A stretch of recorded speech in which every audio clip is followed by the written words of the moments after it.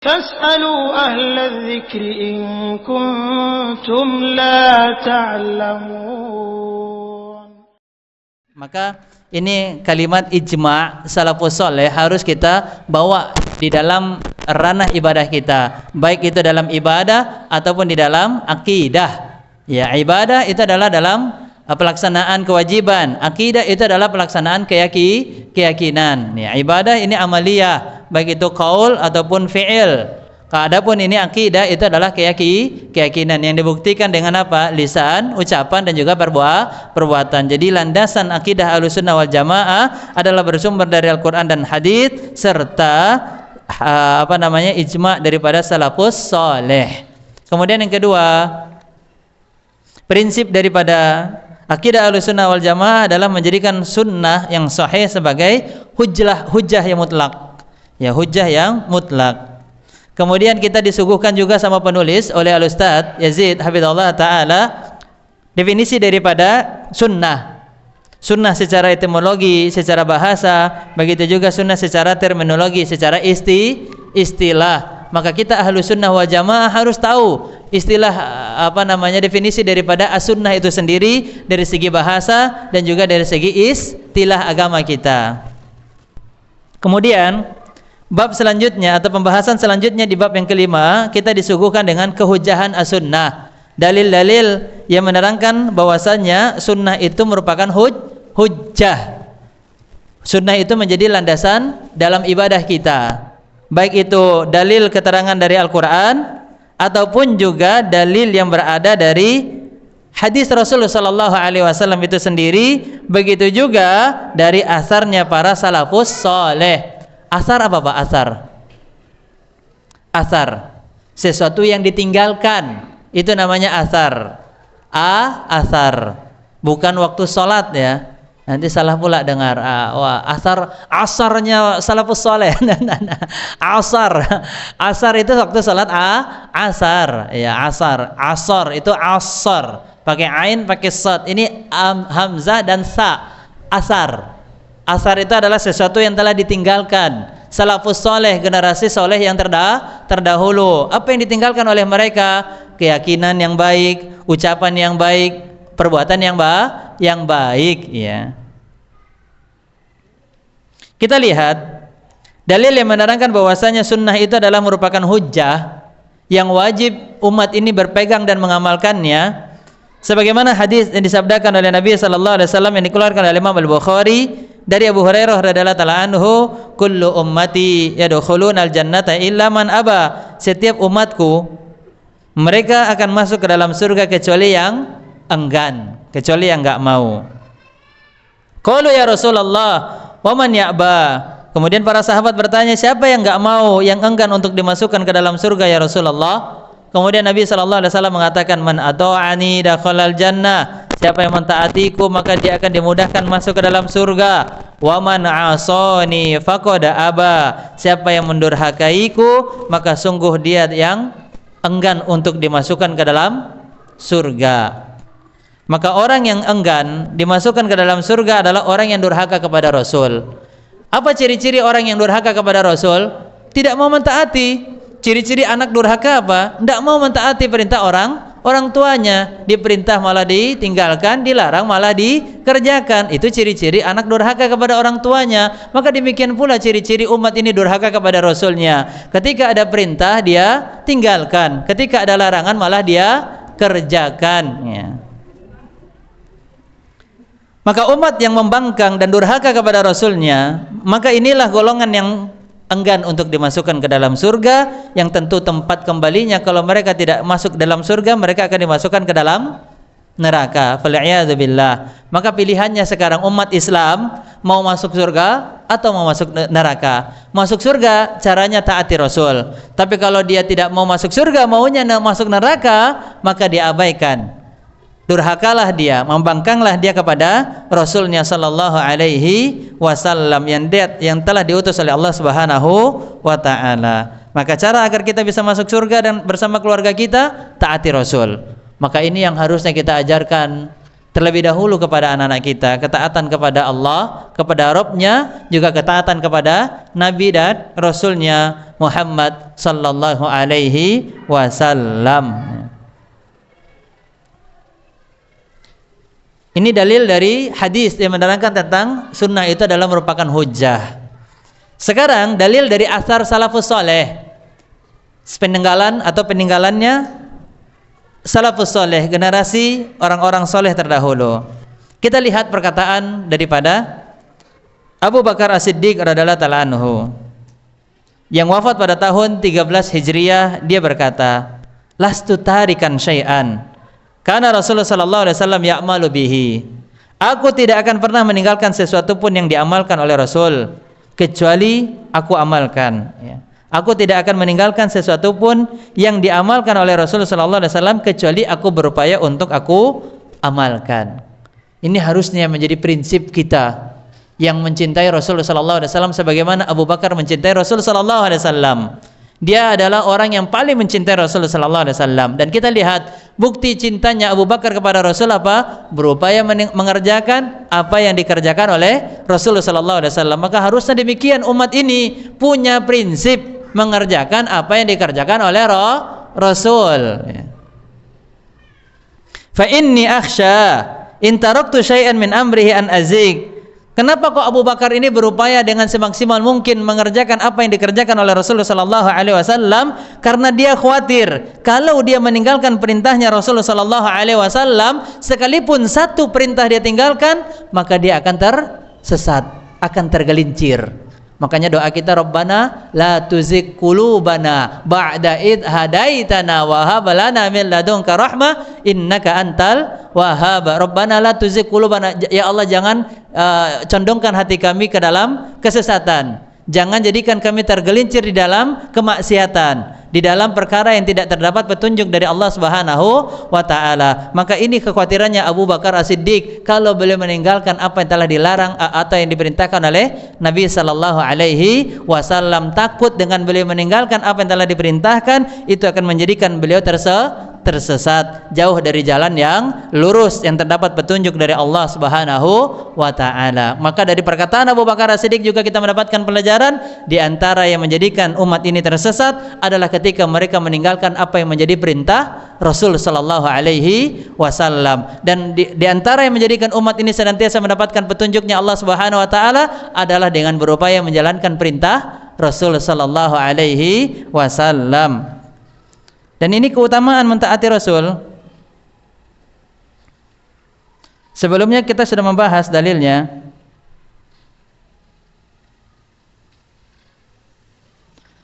Di dalam Quran surat An-Nur, surat yang ke-24 ayat 54. Ini sudah kita bahas dalilnya sebelumnya tentang keuntungan yang akan kita dapatkan ketika kita mentaati sunnah. Surat An-Nur, surat yang ke-24 ayat 54. Ayat 54. Ada di pembahasan kita sebelumnya. Wa in tuti'u tahtadu. Apa kata Allah Subhanahu wa taala? Jika kalian mentaati Rasulullah sallallahu alaihi wasallam, menjalankan perintahnya, meninggalkan larangannya, mengikuti apa yang telah ditetapkan oleh Rasul, kalian mentaati Rasulullah sallallahu alaihi wasallam, maka kalian akan mendapatkan hidayah. Ini pengucapan daripada Abu Bakar adalah laras dengan firman Allah tabaraka wa taala Quran surat An-Nur, bahwasanya Abu Bakar takut ketika meninggalkan satu saja apa yang menjadi ketetapan Rasulullah sallallahu alaihi wasallam, kalau nanti dia akan tersesat. Ya, maka dari sini kita mendapatkan pelajaran sekali lagi, upaya umat ini agar dia berada di atas hidayah yaitu dengan mentaati ketetapan Rasulullah sallallahu alaihi wasallam. Namun sebaliknya, jika mereka mengabaikan sunnah Rasulullah sallallahu alaihi wasallam, maka mereka akan berada di dalam kesesatan. Obat agar kita bisa mendapatkan petunjuk mengikuti sunnah, namun sebaliknya jika kita meninggalkan sunnah, ini adalah merupakan racun yang akan membinasakan kita, yang akan menjadikan kita penuh di dalam penyesalan dan keburukan. Selanjutnya, Umar bin Khattab radhiyallahu ta'ala anhu yang wafat pada tahun 23 Hijriah pernah berdiri di hadapan Hajar Aswad, batu hitam. Hajar batu. Ini bukan hajarnya orang Indonesia. Udah hajar aja tuh, hajar aja. Iya, hajarnya orang Indonesia gebukin. Iya, mungkin dia maksudnya tuh ngambil dari kata batu. Lemparin batu maksudnya. Dihajar, dilemparin batu. Ya jangan, ya enggak boleh kita menyakiti orang lain. Apa kata Rasulullah sallallahu alaihi wasallam? Irhamu man fil ard, irhamkum man fis sama. Sayangilah apa yang ada di muka bumi ini, maka yang di langit pun akan menyayangi kita. Jika kita ingin mendapatkan kasih sayangnya Allah, maka hendaknya kita menyayangi apa saja dan siapa saja yang telah diciptakan oleh Allah Subhanahu wa taala. Tatkala Umar bin Khattab berada di hadapan Hajar Aswad, pernah berkata, "Inni a'lam annaka hajar." Sesungguhnya aku betul-betul mengetahui bahwasanya engkau itu cuma sekedar batu biasa, hajar, batu biasa, ya. La tadur wa la tanfa', yang tidak bisa memberikan mudarat dan juga tidak bisa memberikan manfaat. Tuh, sekelas Hajar Aswad aja nggak bisa memberikan manfaat. Lah ini anak kecil dapat batu, nggak tahu dari mana batunya, kemudian dicelup-celupin. Subhanallah. Itu yang tamat-tamat dari dunia kedokteran sempat mungkin mereka duduk dalam keadaan lemas itu. Udah kuliahnya lama, prakteknya pun juga harus ada izinnya gitu ya, dan mengeluarkan biaya yang cukup banyak dan sangat banyak ya. Tapi ini udah nggak kuliah, nggak ngeluarin duit, dapat batu, celup-celup malah dapat duit. Subhanallah. Ini sekelas Hajar Aswad saja ya, yang termaksud daripada batu yang dicium oleh Nabi Sallallahu Alaihi Wasallam, bahkan dianjurkan untuk umatnya menciumnya, tidak bisa memberikan manfaat dan juga tidak bisa memberikan mudarat. Nah ini kita malah ada meyakini ada batu yang bisa mendatangkan kesehatan. Iya, batu akik lah, batu yang muda lah, yang bukan akik dan seterusnya. Batu Hajar Aswad saja tidak bisa memberikan manfaat dan mudarat, apalagi yang selainnya. Kecuali kalau yang memang sudah terbukti dari segi riset dunia kedokteran, ya seperti mungkin batu magnet yang sekarang ini dijadikan sebagai gelang terapi atau kalung terapi, dan beberapa batu yang mungkin dijadikan sebagai terapi kaki. Ya kalau memang itu berdasarkan riset kedokteran, tentu ini kita berbicara risetnya, terkadang betul dan terkadang salah, terkadang memang bisa menjadi wasilah kesehatan, terkadang tidak. Semuanya kembali kepada izin dan kehendak Allah Subhanahu wa taala. Itu hanya sekedar menjadi wasilah, tetapi bukan sumber yang namanya kesehatan. Walau anni ra'aitu Rasul sallallahu alaihi wasallam yuqabbiluk ma qabaltu, kalau bukannya aku pernah melihat Rasul sallallahu alaihi wasallam menciummu, maka aku enggak pernah menciummu. Iya, Nabi saja, Umar saja cerdas. Ya, padahal seperti apa akademiknya Umar? Pernahkah dia seperti saat ini yang kita melihat jenjang akademik itu ada yang tingkat dasar, menengah, lanjutan kuliah ya. Sekelas Umar saja ya, yang Allah Subhanahu wa taala memberikan dia taufik dan keluasan kecerdasan, sekalipun dia tidak duduk di bangku sekolah layaknya kita saat ini ya, tetapi dia cerdas ya. Allah berikan dia kecerdasan. Makanya Nabi sallallahu alaihi wasallam mengatakan apa? Kalau sekiranya ada di antara umatku yang akan Allah berikan ilham, petunjuk, maka yang akan diberikan adalah Umar bin Khattab, karena memang Umar bin Khattab ini memiliki kecerdasan yang luar biasa dibandingkan dengan kecerdasan sahabat-sahabat yang lainnya seperti pemahaman Al-Quran. Padahal Umar bin Khattab ini tidak dikenal sebagai ahlu tafsir, tetapi dia memiliki kecerdasan di dalam memahami makna Al-Quran. Seperti Ibnu Abbas ketika dikumpulkan di hadapan para sahabat yang senior, kemudian Ibnu Abbas ditanya tentang apa tujuan Allah menurunkan surat An-Nasr, idza jaa nasrullahi wal fath. Kemudian para sahabat yang lainnya mengatakan, oh itu karena sebentar lagi akan ada kemenangan, oh itu dan begini, dan ada juga sebagian yang tidak mengetahui apa tujuan Allah Subhanahu wa taala atau apa makna daripada diturunkannya surat An-Nasr. Kemudian terakhir Umar bin Khattab bertanya kepada Abdullah ibnu Abbas, tentang apa tujuan hikmah diturunkannya surat An-Nasr, maka Abdullah ibnu Abbas mengatakan apa? Itu menerangkan bahwasanya ajal Nabi SAW sebentar lagi dia akan meninggalkan umatnya. Kemudian apa kata Umar bin Khattab? Iya, demikian pula aku memahami makna daripada diturunkannya surat An-Nasr. Lihat, Umar bin Khattab memiliki kecerdasan yang luar biasa berkaitan tentang masalah agama Islam. Kemudian beliau mengatakan tadi, kalaulah aku tidak melihat Nabi SAW menciummu, maka aku pun tidak akan menciummu. Ya.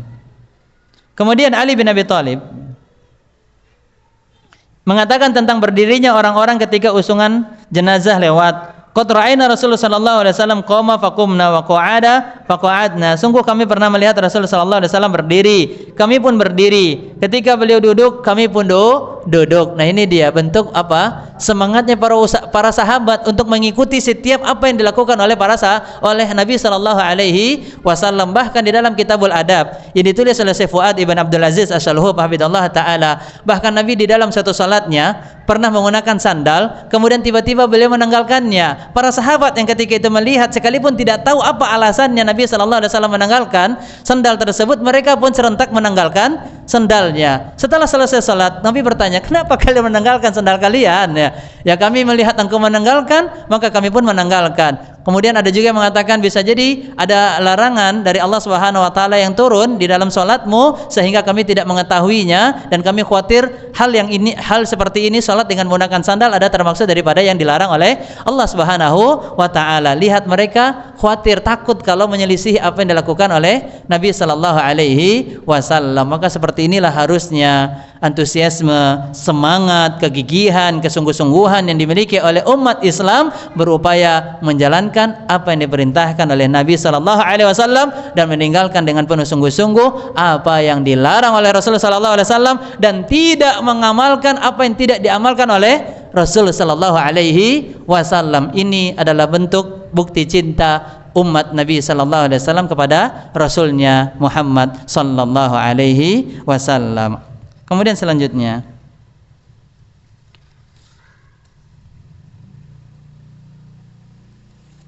ya ini hanya tambahan-tambahan dalil, tentunya karena terbatasnya waktu sehingga tidak semuanya bisa kita bacakan dalil-dalilnya berkaitan tentang athar salafus saleh tentang sunnah, bahwasanya hujjah. Sunnah artinya hujjah itu apa? Landasan kebenaran yang wajib kita ikuti, yang wajib kita tiru, jangan kita modifikasi. Iya, kalau Vespa boleh lah. Atau perkara-perkara dunia kita tiru kemudian kita modifikasi. Kita tambahkan hiasan-hiasan biar terlihat indah. Itu perkara dunia. Tetapi kalau untuk perkara ibadah, maka tidak perlu ada yang namanya modifikasi, tambahan-tambahan. Tidak, karena semuanya itu tidak lain dan tidak bukan berangkat daripada hawa nafsu manusia, dan kita diperintahkan untuk menahan hawa nafsu. Fa amma man khafa maqama rabbih wa nahan nafsa 'anil hawa fa innal jannata hiyal ma'wa. Di akhir surat An-Nazi'at Allah Subhanahu wa taala mengatakan, siapa yang takut akan kedudukan Rabb-nya dan siapa yang berupaya untuk mencegah hawa nafsunya, artinya menahan hawa nafsunya daripada melakukan sesuatu yang itu tidak ada tuntunan syariatnya, maka tempat kembalinya nanti di akhirat adalah surganya Allah Subhanahu wa ta'ala. Maka dua sifat ini harusnya dimiliki oleh seorang hamba, takut kepada Allah dan berupaya menahan hawa nafsu. Kalau dia ingin masuk ke dalam surga, maka berupayalah memiliki dua sifat ini, takut dia kepada Allah, kemudian yang kedua berupaya menahan hawa nafsunya. Dan diantara bentuk menahan hawa nafsu adalah tidak melakukan sesuatu yang itu tidak dilakukan oleh Nabi sallallahu alaihi wasallam. Selanjutnya, hadis ahad ini adalah keyakinan ahlu sunnah wal jamaah, adalah merupakan hujjah dalam akidah dan ahkam. Ya, kalau buku lama halaman 172. Hadis ahad itu yang perawinya cuma satu orang. Karena orang-orang Syiah dia jadikan ini sebagai alasan agar umat ini tidak menerima yang namanya hadis ahad. Ya, hadis orang-orang Syiah ini cara retorika dakwah mereka menjadikan hadis ahad itu tidak sebagai hadis hujjah dalam akidah dan hukum. Ya padahal akidah Ahlussunnah wal Jamaah adalah meyakini bahwasanya sekalipun perawi daripada hadis tersebut hanya satu orang, ahad. Ahad itu artinya apa? Satu. Qul huwallahu ahad. Ahad itu artinya satu. Ya walaupun perawinya cuma satu, ya tetapi kalau dia adalah perawi yang thiqah, perawi yang terpercaya, yang tidak ada cacat dari dirinya, maka wajib bagi kita orang-orang yang meyakini akidah Ahlussunnah wal Jamaah wajib menerima sekalipun hadisnya itu adalah perawinya cuma satu orang, ya, cuma satu orang. Seperti hadis niat. Hadis niat ini juga termaksud daripada sebagian para ulama mengategorikan sebagai hadis ahad. Yang merawikannya adalah Umar bin Khattab. Dari Abu Hafs Umar bin Khattab radhiyallahu ta'ala anhu, dia berkata bahwasanya Nabi sallallahu alaihi wasallam bersabda, innamal a'mal binniyat wa innama likulli imri'in ma nawa, faman kanat hijratuhu ila Allah wa rasulihi fa hijratuhu ila Allah wa rasulihi, wa man kanat hijratuhu lidunya yusibuha wa imra'atin yankihuha fa hijratuhu ila ma hajara ilaihi. Walaupun hadis ini perawinya hanya satu orang, yaitu Umar bin Khattab radhiyallahu ta'ala anhu, maka wajib bagi kita menerimanya dan kita jadikan sebagai landasan di dalam akidah, ibadah, begitu juga di dalam hukum, menetapkan hukum Islam. Hadis ahad adalah sumber yang sahih, ya, dalam mengambil akidah dan hukum. Sebagaimana masuk ke dalam penjelasan secara umum Quran surat Al-Hasyr ayat yang ke-7. Wa ma ataakumur rasul fakhudhuhu wa ma nahakum anhu fantahu. Apa yang diberikan oleh Rasul sallallahu alaihi wasallam kepada kalian, maka terimalah. Ya, yang Nabi SAW berikan kepada kalian, terimalah. Sekalipun kita mengetahui sunnah ini dari satu orang sahabat yang menyampaikan. Contoh seperti sholat sunnah wudu. Siapa yang mengamalkannya? Hanya satu orang. Siapa dia? Bilal bin Rabah. Apakah sekalipun dia hanya satu orang kita tidak menerimanya? Tidak, tetap kita terima, karena ini termaksud daripada bagian dari akidah Ahlussunnah wal Jamaah. Kita jadikan dia sebagai hujjah di dalam ibadah, kita jadikan dia sebagai hujjah di dalam muamalah, kita jadikan sebagai hujjah di dalam hukum Islam. Bisa dipahami? Ini berkaitan tentang hadis apa? Ahad. Iya, sebagaimana hari juga di antara hari yang ada dalam hari Islam, yaitu hari Ahad. Ya, hari Ahad. Ahad. Ya, jadi Ahad itu artinya sendiri. Ahad itu artinya sendiri. Sebagaimana dalam Al-Ikhlas, qul huwallahu ahad. Ahad itu adalah artinya sendiri. Katakan Allah itu sendiri, yaitu Esa, tidak ada tandingan kepadanya. Maka hadis ahad artinya adalah hadis walaupun perawinya hanya satu orang, tapi kalau perawinya adalah thiqah, tidak ada cacat, sekalipun dia adalah pembahasan tentang masalah akidah, muamalah, hukum-hukum Islam, maka wajib bagi kita yang berakidah Ahlussunnah wal Jamaah menerimanya. Sepakat? Iya, sepakat. Ini tidak ada la raiba fihi ini. Iya, tidak ada keraguan di dalamnya. Apalagi sampai nego-nego. Iya, tidak ada nego, tidak ada keraguan. Wajib diterima. Sekalipun hadis ini perawinya hanya satu orang sahabat. Kita lihat, nah ini mudah-mudahan yang ya sekalipun sudah berada di penghujung waktu duha, konsentrasinya mudah-mudahan enggak berada di ujung juga. Masih bisa mengikuti penjelasan kita. Kita lihat Al-Ustaz Yazid Hafizahullah Ta'ala menerangkan, dari manakah orang yang membedakan antara mutawatir dan ahad ini mengambil pemisahan antara akidah dan hukum? Dan apakah dalilnya bahwa tidak boleh mengambil hadis ahad dalam masalah akidah? Oleh sebab itu ada baiknya kita mengetahui apa itu hadis mutawatir dan apa itu hadis ahad. Ya, mutawatir. Ya, mutawatir ini bukan nama orang. Nama orang namanya Munir atau Munawir, bukan mutawatir. Ya. Mutawatir dan ahad. Nah, ini kita disuguhkan penjelasan sedikit keterangan dari penulis Al-Ustaz Yazid Ibn Abdul Qadir Jawas hafizallahu ta'ala wa ru'ah. Hadis mutawatir, beliau memberikan penjelasan kepada kita, adalah hadis yang diriwayatkan oleh sejumlah perawi yang jumlahnya banyak. Dari sejumlah perawi yang banyak Dan menurut kebiasaan sangat mustahil mereka bersepakat di atas kedustaan. Artinya tidak ada yang menolaknya. Semuanya sepakat nih, dari apa yang diriwayatkan hadis tersebut. Ini mutawatir. Mutawatir itu adalah hadis yang diriwayatkan oleh perawi yang jumlahnya banyak, baik itu dari kalangan sahabat ataupun juga dari tabi'in ataupun juga dari kalangan tabi'in. Sedangkan hadis ahad itu adalah hadis yang tidak memenuhi kriteria hadis mutawatir, yang perawinya hanya sekedar 1 orang, 2 orang. Ya, tidak lebih banyak daripada hadis yang ada dari hadis mutawatir. Ya, hadis mutawatir. Hadis mutawatir artinya hadis yang diriwayatkan oleh banyak perawi. Ya, baik dari setiap tabaqat, baik dari tabaqat sahabat, tabaqat daripada tabi'in ataupun juga tabaqat daripada tabi'in. Tabaqat itu apa? Jenjang. Tabaqat. Ya, jadi generasi itu ada jenjangnya, generasi sahabat, tabi'in dan tabi'in ini namanya apa? Tabaqat.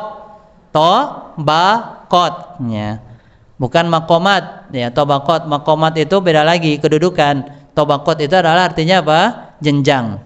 Iya, masing-masing punya jenjangnya. Nah, setiap jenjang ini kita lihat banyak nggak perawinya. Kalau iya banyak, maka masuk hadis tersebut ke dalam kategori hadis mutawatir. Tapi kalau ternyata dari setiap jenjang ini hanya 1 orang perawi, 1 orang perawi, 1 orang perawi, maka hadis ini tidak masuk kategori mutawatir, tetapi masuk ke dalam kategori hadis pusing.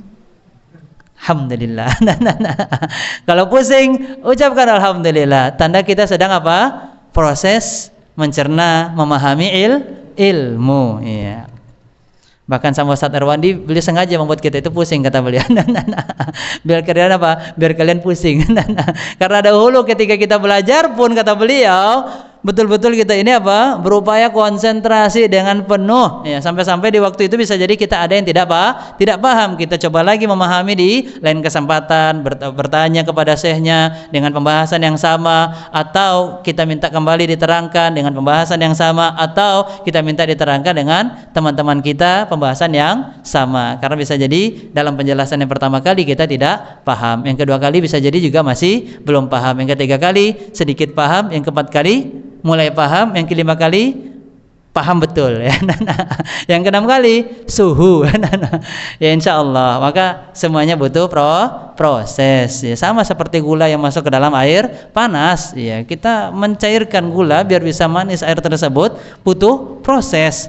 Makin pahit air, makin banyak gulanya. Dan itu pun juga makin ada prosesnya. Maka demikianlah kita dalam mencari ilmu. Ya, untuk mempelajari ilmu akan banyak proses-proses yang pahit. Tapi kalau kita terus konsisten istiqomah menjalaninya, maka akan berakhir manis. Ya, berakhir manis. Naam. Makanya Al-Imam Syafi'i rahimahullah taala pernah memberikan nasihat kepada para penuntut ilmu, wasbir ala muril jafa min muallimi. Bersabarlah kalian dari sifat keras dan pahitnya keadaan yang kalian lewati dari seorang guru. Ya, karena tidak semua guru itu ya mungkin sesuai dengan selera kita. Kadang-kadang ada yang suka mungkin bentak-bentak, ada yang suka ngasih tugas banyak, minta ngumpulinnya di hari itu juga, gitu ya kan, dan seterusnya. Tidak sesuai dengan apa yang mungkin yang kita inginkan. Terkadang seperti itu. Maka bersabarlah, kata Al-Imam Syafi'i rahimahullah taala, karena sesungguhnya hilangnya keberkahan ilmu ketika kita lari daripada guru tersebut. Ya, kita mulai jauh daripada keberkahan dan pemahaman ilmu yang baik karena kita tidak berupaya bersabar dengan guru tersebut. Maka bersabarlah, ya, bersabarlah. Mungkin di awal kita tidak terlalu memahami penjelasannya karena kalimat yang dia ucapkan terlalu cepat, dan mungkin kalimatnya juga terlalu belibet atau terlalu sulit untuk kita bisa cerna. Maka bersabarlah. Lambat laun ketika kita mulai bersabar di dalam mencari ilmu, maka akan adanya kebahagiaan. Mulai kita memahami ilmu yang diterangkan oleh guru-guru kita. Selanjutnya, ini prinsip akidah Ahlussunnah wal Jamaah, meyakini bahwasanya hadis ahad merupakan hujjah. Hadis ahad merupakan hujjah. Artinya hujjah itu apa, Pak? Landasan, pedoman di dalam akidah, di dalam muamalah, dan di dalam menetapkan hukum-hukum Islam.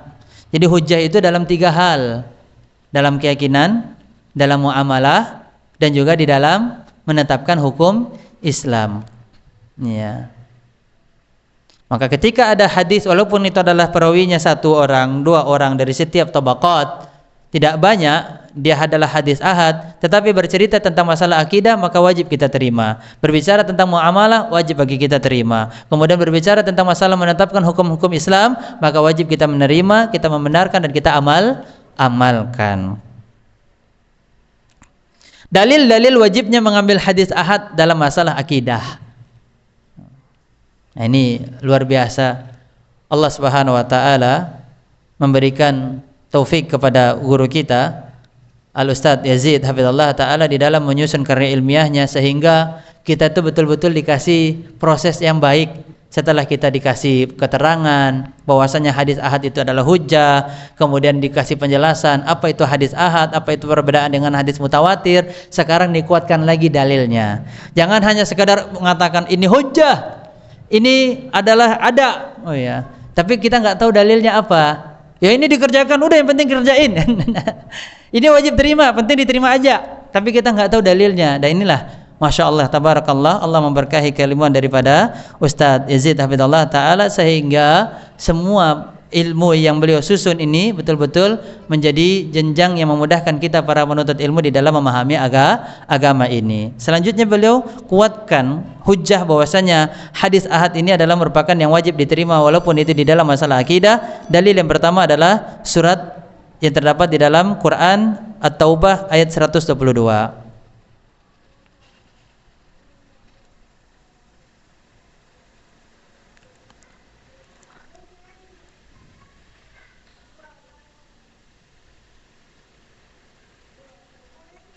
Surat At-Taubah ayat 122. Allah Subhanahu wa taala berfirman, "Wa ma kanal mu'minun liyanfiru kaffah." Tidaklah sepatutnya orang-orang yang beriman itu semuanya pergi ke medan perang. Jadi kalau ada panggilan jihad, tidak semuanya pergi ke medan perang, memenuhi panggilan jihad. Tetapi ada satu kaum yang ditinggalkan, satu kelompok yang ditinggalkan, walaupun kelompok tersebut tidak banyak. Untuk apa? Falaula nafara min kulli firqatin minhum ta'ifah liyatafaqahu fid din, ya. Hendaknya sebagian dari setiap golongan di antara mereka tidak pergi untuk tafaqquh fid din, memahami ilmu agama. Waliyunziru qaumahum, dan untuk memberikan peringatan kepada kaumnya. Artinya apa? Mengajarkan ilmu agama, memberikan peringatan artinya memberikan ilmu agama, pengajaran, dakwah dan ta'lim. Dakwah dan ta'lim, ya. Dakwah itu mengajak orang di dalam melaksanakan ibadah, ta'lim itu adalah memberikan ilmu agar orang itu beribadah dengan petunjuk yang ada di dalam Al-Quran dan hadis. Bisa dibedakan dakwah dengan ta'lim. Dakwah mengajak di dalam ibadah, di dalam akidah yang baik, di dalam adab yang mulia, itu dakwah, ya. Tapi kalau ta'lim, pengajaran, penyampaian objek ilmunya agar umat ini tahu bagaimana tata cara ibadah yang baik, keyakinan yang baik, maka itu namanya ta'lim. Ada lagi ta'allum. Ta'allum itu adalah upaya belajar. Ta'lim pengajaran, ta'allum itu adalah upaya untuk mempelajari. Tafaqquh artinya apa? Memahami. Tafaqquh fid din. Dan ini adalah diantara juga doa yang diucapkan oleh Nabi sallallahu alaihi wasallam kepada Ibnu Abbas, Allahumma faqihhu fid din wa 'allimhu ta'wil. Ya Allah, berikanlah dia pemahaman yang baik di dalam agama dan ajarkanlah dia ta'wil, yaitu ilmu terkait tentang Al-Qur'an. Ta'wil yaitu tafsir Al-Qur'an. Maka orang tua pun juga coba menghafalkan doa ini dan ucapkan doa ini untuk anaknya. Allahumma faqihhu fid din wa'allimhu ta'wil. Hu itu adalah kata ganti orang ketiga untuk laki-laki, huwa. Maka kalau kita punya anak perempuan, kita ganti dengan ha, hiya. Ha ini adalah domir, kata ganti untuk orang ketiga perempuan. Allahumma faqiha fid din wa'allimha at-ta'wil. Ya, kalau perempuan ha, kalau laki-laki Kita punya anak namanya Muhammad, maka kita doakan Allahumma faqihu fiddin wa 'allimhu ta'wil. Tapi kalau perempuan Aisyah Allahumma faqiha fiddin wa 'allimha ta'wil wa 'allimha ta'wil. Ya Allah, berikanlah dia pemahaman yang baik di dalam agama dan ajarkanlah dia terkait tentang ilmu Al-Quran, tafsir Al-Quran. Ta'wil itu artinya tafsir Al-Quran. Dan ini adalah diantara doa yang diucapkan oleh Nabi SAW kepada Ibnu Abbas. Makanya Ibnu Abbas ini menjadi sosok sahabat yang paling baik di dalam memahami ilmu agama, khususnya Al-Quran. Disebabkan apa? Kecerdasan akalnya, tentunya semuanya dengan izin Allah. Tetapi yang kedua melewati kecerdasan akalnya. Kemudian yang ketiga adalah melewati doa Nabi SAW. Apalagi orang tua tentu memiliki doa yang mustajab, yang akan Allah besar kabulkan untuk anaknya. Maka banyaklah membaca doa tersebut untuk anak-anak kita, agar anak kita diberikan pemahaman yang baik di dalam ilmu agama. Kemudian yang kedua, diberikan ilmu yang baik di dalam Al-Quran. Idza raja'u ilaihim la'allahum yahdharun, ya. Mereka mempelajari ilmu agama tujuannya adalah untuk memberikan peringatan kepada kaumnya apabila mereka kembali, kemudian agar mereka dapat menjaga diri. Maka ilmu agama ini tujuannya adalah untuk juga menjaga diri daripada perkara yang keji, perkara yang dibenci oleh Allah Subhanahu wa taala.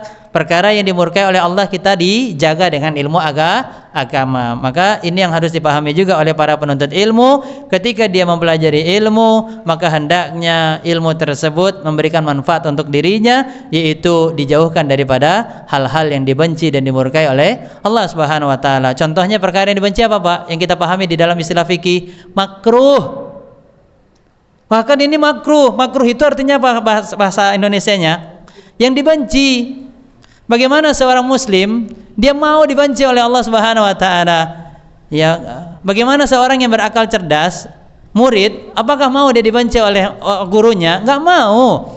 Dan seorang guru pun enggak mau dibenci oleh anak muridnya. Orang tua pun demikian, enggak mau dia dibenci oleh anak-anaknya, anaknya pun enggak mau dibenci oleh orang tuanya. Bagaimana seorang muslim, seorang hamba, dia mau dibenci oleh Allah Subhanahu wa taala, padahal dialah Rabb yang selama ini memberikan dia banyaknya kenikmatan dan kebahagiaan, yang telah memberikan dia kesembuhan, harta, makanan, pakaian, tempat tinggal. Banyaknya nikmat ini semuanya datang dari Allah Subhanahu wa taala. Maka tentu orang yang mau dibenci oleh Allah itu adalah orang yang sudah mengalami yang namanya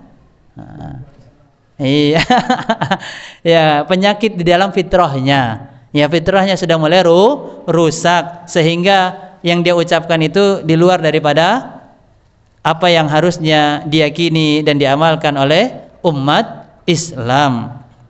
Maka jangan lagi mengatakan, wah ini kan sekedar makruh. Makruh itu tujuannya bukan untuk diamalkan, tapi tujuannya untuk ditinggalkan. Bahkan sebagian para ulama mazhab mereka mengatakan makruh itu maknanya bukan dibenci tapi haram. Ini sebagian daripada apa yang dipahami di dalam mazhab Syafi'i. Kalau ada sebagian daripada mazhab itu mengatakan makruh, ada kemungkinan dua. Pertama, di bawah haram. Yang kedua, betul-betul haram. Maka dari kedua makna, intinya adalah sama-sama hendaknya kita tinggalkan, bukan diamalkan. Baik. Kita lihat mana dalil yang menerangkan tentang wajibnya kita menerima hadis ahad. Ini suatu kaum, sekalipun jumlahnya tidak banyak, hanya beberapa orang menyampaikan ilmu, dan kalau ternyata yang dia sampaikan adalah merupakan hadis yang itu berkaitan tentang akidah, ibadah, muamalah, begitu juga hukum-hukum Islam, maka wajib kita terima. Ya, ini dia dalilnya. Sekalipun yang menyampaikan dari suatu kaum jumlahnya tidak banyak, maka wajib untuk kita terima. Ya, karena istilah ta'ifah, kita lihat di penjelasan selanjutnya. Dikutip oleh Al-Ustadz Yazid hafizahullah ta'ala wa ra'ah, Allah yu'tihi sa'adah wa salamah wa sihah wal afiyah.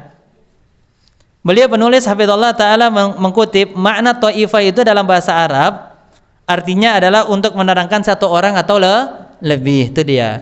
Maka ini dalil menerangkan bahwasanya sekalipun satu orang yang menyampaikan kebenaran kepada kita, maka wajib bagi kita untuk menerimanya.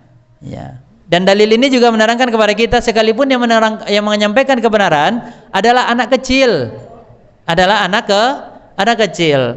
Kalau memang ternyata dia sekalipun usianya lebih kecil dari kita, namun dia menyampaikan kebenaran yang berkaitan tentang masalah akidah, yang berkaitan tentang masalah ibadah, yang berkaitan tentang masalah muamalah, yang berkaitan tentang masalah hadis-hadis hukum atau ayat-ayat hukum, maka wajib bagi kita untuk menerimanya.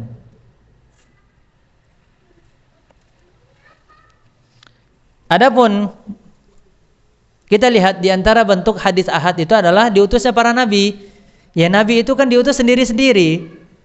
Nabi itu diutus sendiri-sendiri. Sekalipun nabi ini adalah diutus sendiri, maka jika yang dia sampaikan adalah merupakan kebenaran yang berkaitan tentang masalah akidah, ibadah, muamalah, hukum-hukum agama, maka wajib umat ini menerima apa yang telah disampaikan oleh para nabi. Ya, kita lihat dalilnya Quran surat Hud ayat 50, An-Naml ayat 45, wa ila adin akhahum huda, dan kepada kaum Ad kami utus saudara mereka Hud. Ya, Nabi Hud diutus hanya sendiri. Kemudian juga Nabi Saleh di dalam Quran surat An-Naml ayat 45, dan sungguh kami telah mengutus kepada kaum Samud saudara mereka yaitu Saleh. Nah, ini dia Nabi Saleh, Nabi Hud, kemudian nabi-nabi yang lainnya, Nabi Ibrahim, kemudian Nabi Muhammad SAW pun juga diutus menjadi nabi yang sendiri di dalam menyampaikan kebenaran kepada umatnya. Sekalipun dia adalah sendiri dan yang dia sampaikan walaupun menyelisihi adat istiadat dan kebiasaan satu negeri,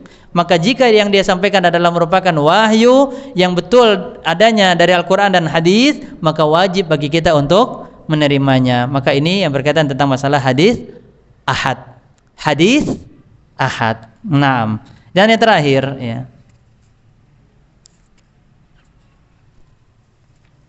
Dalil-dalil daripada as-sunnah yang menerangkan tentang hujahnya hadis ahad, ya.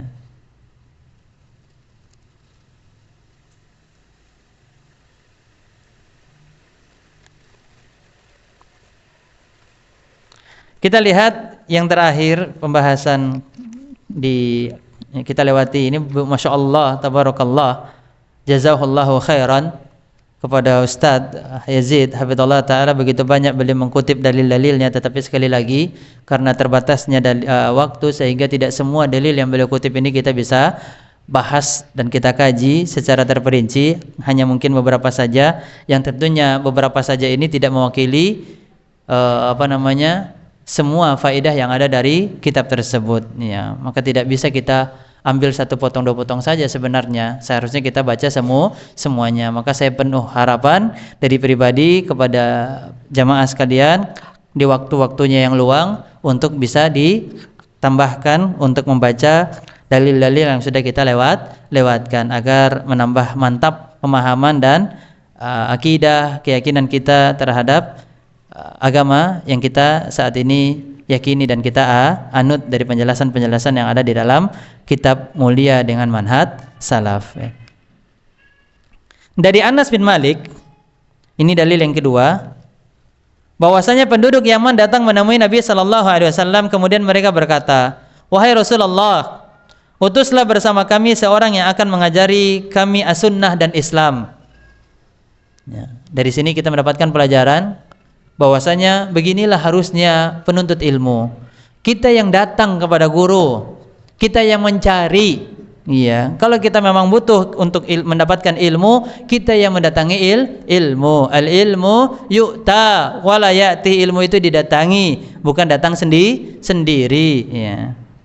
Kemudian ketika kita ingin mencari ilmu, maka mintalah kepada ahlinya, sebagaimana penduduk Yaman ini bertanya tentang ilmu kepada Nabi Muhammad sallallahu alaihi wasallam. Kemudian dari kisah ini juga kita mendapatkan pelajaran bagaimana mencari rekomendasi guru.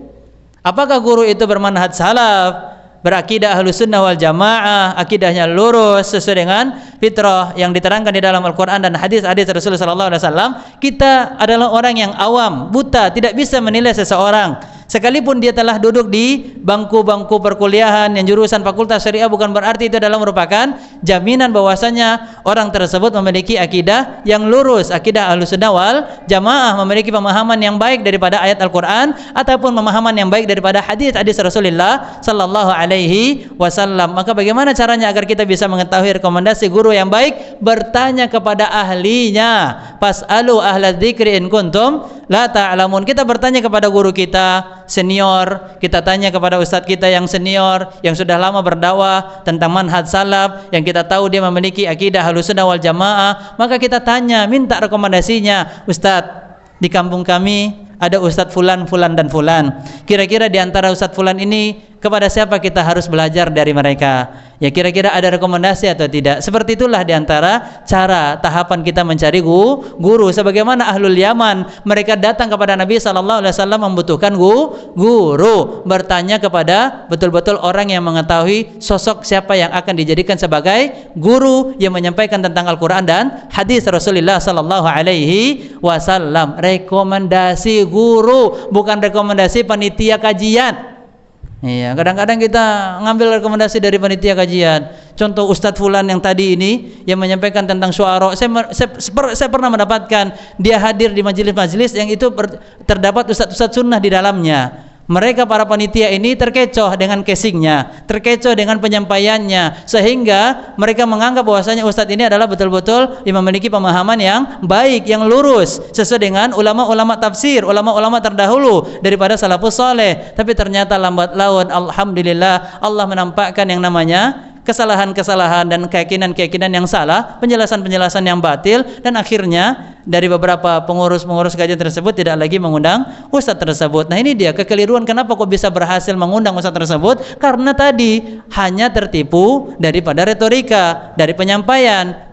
Mentang-mentang sedikit ada Al-Quran dan hadis sudah dikatakan orang tersebut apa? Betul-betul termaksud daripada Ahlussunnah wal Jamaah. Kita lihat orang Syiah, mereka juga menghafal Al-Quran. Orang Khawarij, mereka juga menghafalkan Al-Quran. Tetapi apakah mereka memahami pemahaman yang baik daripada ayat Al-Quran sebagaimana pemahaman para ulama tafsir salafus saleh terdahulu? Maka jawabannya tidak. Maka kalau kita ingin mencari sosok guru yang baik dalam ibadah, dalam akidah, dalam muamalah, dalam adab, dalam keilmuan, minta rekomendasi tazkiyah daripada guru kita yang senior. Dan Anda teringat keterangan daripada guru kami, Syekh Saleh ibn Abdullah ibn Hamad ibn Abdullah Al-Utsaimin, hafizahullah taala, Syekh Saleh Al-Utsaimin. Ketika kami sedang mulazamah di Madinah bersama beliau, pernah ditanyakan tentang masalah siapa guru-guru beliau. Ya. Kemudian beliau kembali bertanya kepada orang yang menanyakan siapa guru-guru beliau. Jadi bukanlah adab kita sebenarnya menanyakan siapa guru-guru dari guru kita. Ustadz, antum pernah ngambil guru dari siapa, Ustadz? Bukan, itu tukang palak, Pak, tukang begal itu. Ya, tidak seperti itu adab seorang penuntut ilmu. Kemudian Syekh Shalih Al-Utsaimin hafizallahu taala menanyakan kepada orang yang bertanya, kalian mau apa dengan guru saya? Kalau saya tunjukkan dan sebutkan nama-nama guru saya, kalian mau ngapain dengan guru-guru saya? Iya, mau ngapain dengan guru-guru saya? Kemudian beliau menyampaikan nasihat selanjutnya. Kalau kalian pengen mengetahui bagaimana keilmuan, akidah, pemahaman seorang guru, tidak seperti ini kalian melakukannya, tapi bertanyalah kepada orang tua kalian, kepada guru-guru senior kita. Guru-guru senior kita ini adalah orang tua kita di luar rumah kita. Ada orang tua itu yang di dalam rumah, itu adalah orang tua nasab. Ada juga orang tua kita di luar rumah, yaitu guru-guru kita. Maka sebagaimana kita mendoakan orang tua kita yang ada di rumah, begitu juga seorang murid ketika dia ingin mendoakan, di antara doa yang hendaknya dia doakan adalah guru mereka, karena mereka adalah sebagai seorang bapak untuk, atau sebagai orang tua untuk murid-muridnya di luar daripada rumah orang tuanya. Maka seperti ini harusnya para penuntut ilmu ketika ingin mencari ilmu, tanyakan kepada orang tuanya, kepada senior, ustadz-ustadz yang sudah lama berdakwah di jalan Allah Subhanahu wa taala sesuai dengan pemahaman salafus saleh. Wallahu taala a'la wa a'lam. Selanjutnya,